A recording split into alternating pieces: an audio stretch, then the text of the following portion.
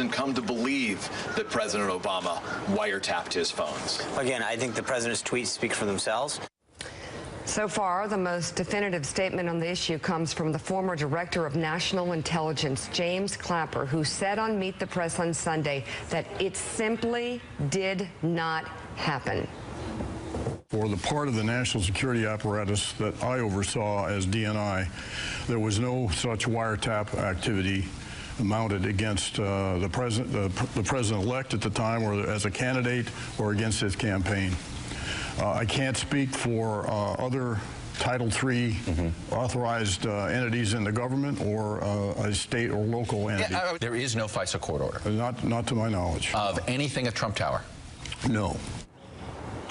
David Ignatius, I'll start with you and just get you on the record here. Is there any reason we should move on from this question of where this came from and why the president did it?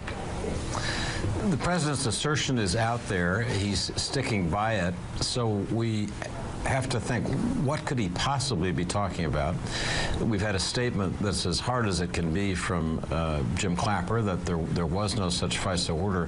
What else is possible? And the only thing that I can think of is that it is possible that in collection of intelligence on Russian agents, that there was incidental collection of people in Trump Tower who might have been talking to them, or in some way conversations among people who were being wiretapped, Russians who were normally followed for intelligence purposes. There was gossip about people they knew in the Trump campaign, people they talked to at Trump Tower. People talk an awful lot. So my takeaway from this, Mika, is first, this is Trump's style. As a businessman, if he was ever sued, he would countersue. He'd come in with his own claim.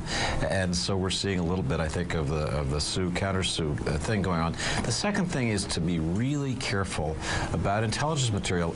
Intelligence intercepts pick up raw information, and you never know the accuracy of it. People brag about what they've been doing. They brag about their contacts.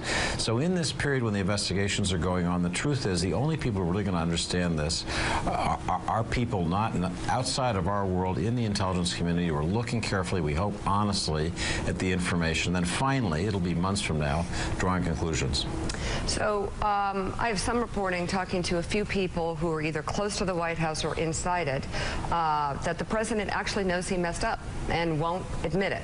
Just refuses to admit it. And Mark Halperin, all this while there is infighting on the inner circle, really serious infighting and jockeying for jobs, to the point where everybody in that inner cadre, not the foreign policy team, but the inner cadre from Bannon on down, they're so busy trying to either save their hides or get each other's jobs that they don't realize Rome is burning. Is that what you're hearing as well? It's always a challenge for a new administration, right? There are a lot of unfilled jobs. Most of the people working in this administration have never worked in the building before. Some had literally never been in the building before they took these jobs. And this president's style is to let people fight it out. So the challenge is going to be, you know, the big things, the immigration ban, temporary ban, and the health care law. The question is, can they, given all the infighting, given all the distractions, can they actually move these things forward? And I think people are underrating their chances of doing it, but it is still a very tough climb. So, Katty Kay, give me your gut on how Europe is looking at this, how leaders around the world are responding. I know you focus, you have a show that's focused on the first 100 days from the world's point of view. What's the world's point of view right now?